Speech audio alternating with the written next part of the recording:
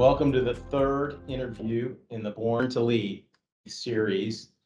This is actually the first one that we've been able to do in person, which is very exciting. We're not through COVID yet, but we're making our way through COVID. Today, I'm joined by Steve Scalia, president of Tanner Pharma Group. Tanner's an interesting story. Steve's going to tell us about it, and it's quite close to my heart, given that we founded that business over 20 years ago. Steve is an extremely talented executive and even better friend. I've known Steve for 40 years, which seems like a lifetime. We went to Charlotte Country Day School together. He then went on to UPenn and had a great college career there, and then went on to carry a bag at Upjohn. Then went on to have his own entrepreneurial activities, and we were extremely fortunate to get him back, actually 10 years almost to the day, as president of Tanner Pharma Group. And with that, I want to welcome Steve. Thanks. And obviously, you're too kind. I think the good fortune was mine to be able to come together and do business with you. So yeah, can't wait for the interview. I've seen the first two and appreciate the opportunity.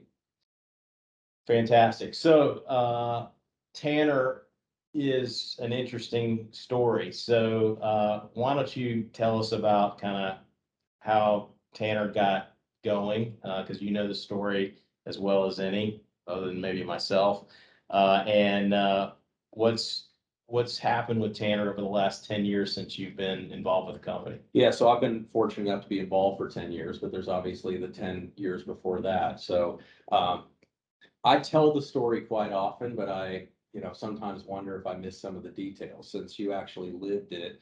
And so I might flip it around to you and just say, I know in the beginning, and I know what we inherited from a cultural standpoint that you infused into the company, and that was a big part of what we do now. But and I know that a lot of the story came from your banking background and the direct investment in King Pharmaceuticals. But what was it that you saw in King that you thought would be an interesting aspect that you could provide to middle market pharma companies from a pharma services standpoint? Well, first of all, I thought I was interviewing you today, but I'll answer the question. Really, outsourcing is a theme I think that's been going on in pharma for a long time, and it's specifically sped up in the last 10 years. The original thought with Tanner was go to pharma companies in the U.S. that we knew.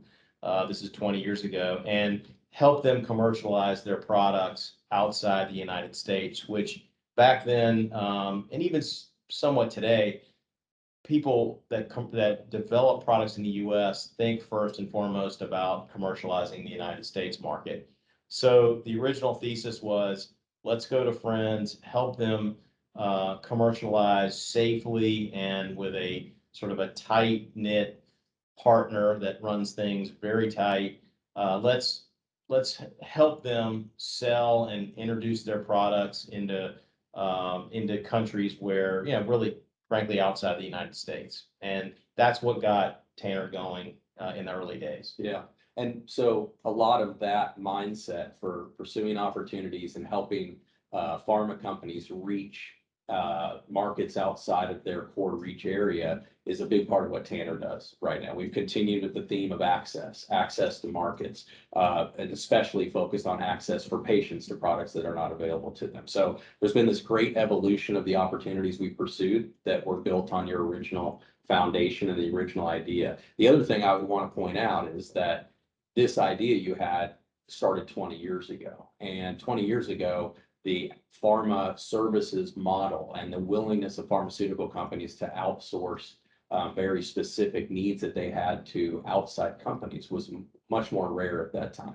And you had mentioned that my first job out of college was doing sales for Upjohn, and Upjohn later merged with Pharmacy and became part of Pfizer at some point. But these big pharma companies at the time, I remember we were proud that we insourced everything.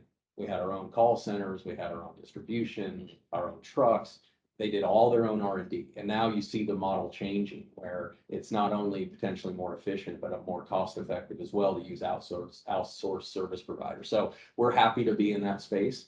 Our outsourced service that we can provide to pharma companies also benefits patients. So we look at kind of serving two different constituencies there to try to bridge the gap between the supply of pharmaceuticals and treatments from one area and be able to provide those to patients in another area. So the theme throughout our company is different channels for access.